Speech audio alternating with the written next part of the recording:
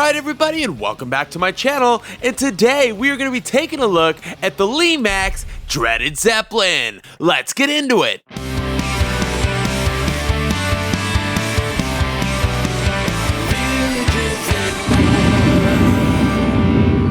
Okay, so right off the top, I want to send a shout out to today's sponsor, Weffy's Closet. You can check her out at weffyscloset.com for all of your jewelry needs, and also on Instagram at weffys_closet. Use code Mike10 at checkout for 10% off your entire order. Also, side note, the bracelet that I'm wearing in this video is also from Weffy's Closet. So super shout out to her.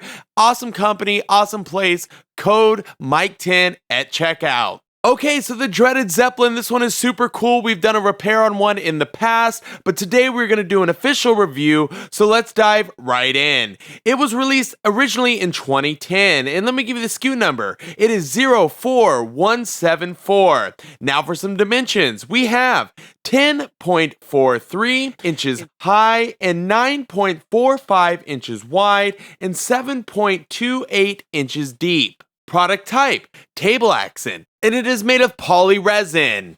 Power, we have 4.5 volts DC, and it draws about 100 milliamps, and the adapter is of course included. As for your switch, it is a simple on and off switch as there is no soundtrack. And now for the price, we have $59.99. Now that was when it came out, so today they're going for roughly $100 or so for one in working condition with the box, etc. Okay, so that about wraps up the facts. Now let's get into the setup because there's a couple things you're going to need to know. So when you open your box, there's going to be a few things included. Of course, the unit itself, but also the pole and the adapter. And the adapter will start there. You do have to connect it. I didn't show it because I couldn't do it with three hands. So anyways, real easy though. Just, plugs in and then of course plug it into your wall. Really simple, little plug, twist, you're done.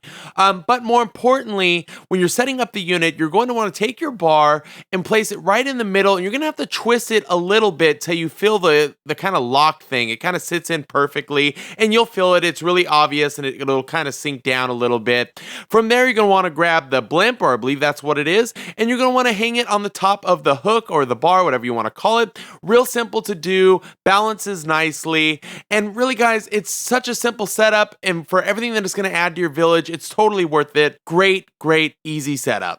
Okay, so now we're ready to go. Let's get a closer look at this thing because for what it is and the price, it's just fantastic. So I really want to cover a lot here. So we're going to kind of just go through different things quickly because there's a lot to see. So starting from the top is the star of the show. No question about it. It's the blimp. And what's cool about this is, when you first look at it, you're like, oh, it has a bunch of holes, looks aged, cool like that. Almost looks like a steel or something.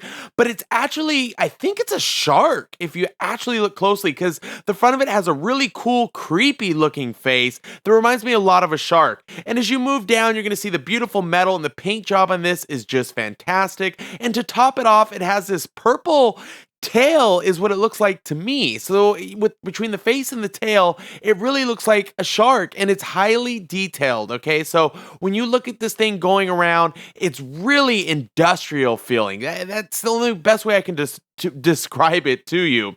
All right, so as we work our way down to the carriage, there is a lot of your favorite characters in here, and they're just looking spooky and overlooking everything, and they're just, gosh, guys, it screams Halloween for me. And I don't know if you know, but I'm a real big fan of anything of like this kind of style, the blimps, the skulls that go around. Even in the Christmas villages, they have like Santas and stuff.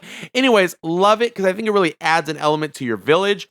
And the carriage here really tops it off because between the characters and all the detail on the carriage itself, including the propellers as well, I mean, they really went all the way on this. The only thing I think that it lacks in this part of it is that there's actually no lighting in the blimp itself. However, due to the holes and the placement of the holes in the blimp, some of the lights actually do shine up from the bottom into the blimp, and it gives it a slight glow. But there's definitely, would have been cool to see some lights in there. I don't know how the power and stuff would have worked for it, but nonetheless, just the way it is really awesome, and I love what they did with it and the characters they put inside. And now we're going to go for a little Easter egg because I'm going to be all over the place here. The flag on it says Erie, I think that's what it is, Erie Airwaves. Now, that ties in because the mausoleum, which we're going to go to now, says the Erie family, and you can see that it's been kind of opened or pulled apart or broken into or broken out of, probably rather.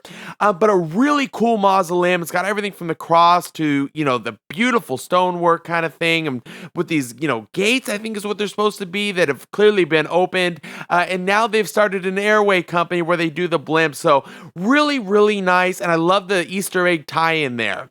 Okay, so now for the second portion here, which really, guys, is a show in itself, is the beautiful graveyard. This thing is phenomenal. I want to start with some of the trees. They're really good size for the proportions of this piece itself. So I like that. There's no leaves or anything, but they're kind of really old. And again, they're detailed. You can really feel like the grain in the texture of it. So that's really nice. There's about 4 of them.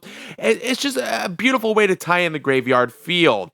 As we continue to work our way down to the graveyard itself, there is beautiful purple lighting all throughout this place. Or it's probably technically UV, I don't know. But anyway, I love the spooky glow that adds. And we're going to see a bunch of things. So I'm going to show you different clips here. But you're going to see everything from pumpkins to gravestones to little broken fence pieces to a beautiful layout of the grass that they did on that. I mean, really, this is again that kind of piece where everywhere you look, there's something to see. There's a bunch of signs, it says like keep out, stand back, eerie airfield, all tying into that Easter egg. So really well thought out, and if you really get up on it, it kind of has its own little storyline in a sense, and I like that. This piece is more than just what the eye sees at the moment you glance at it. When you get into it, there's a little bit of a story going on here. So clearly, we have a family that was passed on, that broke out of their mausoleum, that